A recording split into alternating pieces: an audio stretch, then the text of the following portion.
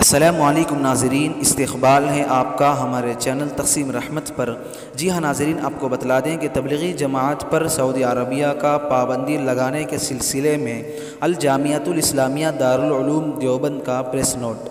دارالعلوم دیوبند کے محتمم و شیخ الحدیث حضرت مولانا مفتی ابو القاسم صاحب نعمانی نے مملکت سعودی عربیہ کے ذریعے تبلیغی جماعت کے خلاف مہم جوئی پر تشویش کا اظہار کرتے ہوئے کہا کہ حضرت مولانا محمد الیاس صاحب رحمۃ اللہ علیہ دارالعلوم کے صدر المدرسین شیخ الہند حضرت مولانا محمود الحسن رحمۃ اللہ علیہ کے تلامذہ میں سے تھے۔ انہوں نے تبلیغی جماعت قائم کی جس کے تحت اکابر کی مخلصانہ جد و جہد دینی و عملی اعتبار سے مفید رہی ہے۔ جزوی اختلافات کے باوجود جماعت اپنے مشن پر کام کر رہی ہے۔ کم و بیش تمام عالم میں اس کا کام پھیلا ہوا ہے۔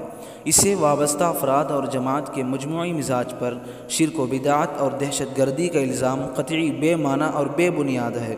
دارالعلوم دیوبند اس کی مذمت کرتا ہے اور حکومت سعودی عربیہ سے مطالبہ کرتا ہے کہ وہ اس سلسلے میں اپنے فیصلے پر نظر ثانی کرے اور تبلیغی جماعت کے خلاف اس قسم کی مہم سے اجتناب کرے۔